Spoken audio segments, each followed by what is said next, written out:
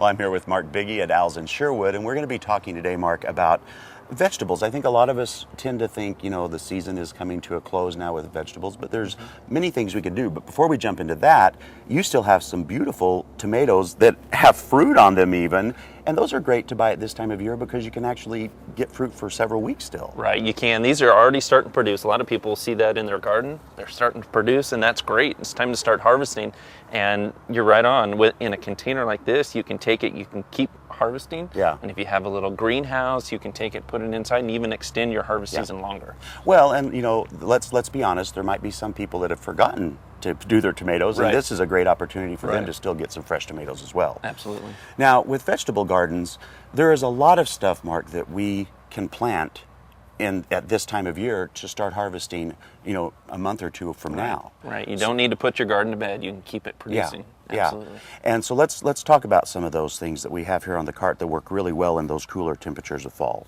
Right. Well, we have a nice arrangement here, a nice array of things. The first thing I like to use is lettuce. Yeah. It's easy. You can plant it now. It's really nice, with our warmer temperatures right now. Things will get established really easily. Yeah. They get going quickly, and then you can harvest them in, 6-8 weeks, depending on the vegetable. Yeah, and especially a lot of them, almost all this stuff on here, except for the lettuce, is not going to be damaged by frost at all. Right. It's really not going to affect it at all. Like the chard actually does really well in cold weather. Right, the Swiss chard does, and a lot of these things, even you're seeing the cooler temperatures as they come on, they make the flavor so richer, so much richer. There's a lot more sugar that is stored in them, and so the flavor is really good. Well, and too, we've talked about this before, but with things like these onions, I think that so many people get them and just plant the whole thing in the ground like this, and that's really not the trick, is it? No, it isn't. What you want to do is you want to tease those apart and plant them individually. Space them out a little bit so your onion can grow, and space them out and put them in a row. Space them out.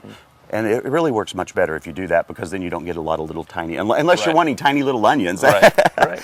And speaking of stuff that grows as a root vegetable, there's also things like carrots, rutabagas, turnips, that if you've already started growing them, leave a few in the ground because it makes them sweeter. Absolutely. And some of those, we have a little bit of time left. You can even try seeding some now and leave them in the ground like you're saying, and they will get very sweet. They'll be harvesting late into the season. Well, and of course, we use words a lot in this industry like brassica family, and that really just means all of those cold crops like cabbage and cauliflower, broccoli, all of those do great at this time of year. Right, they do. They really do. It's a great way to extend your harvest season. Yeah.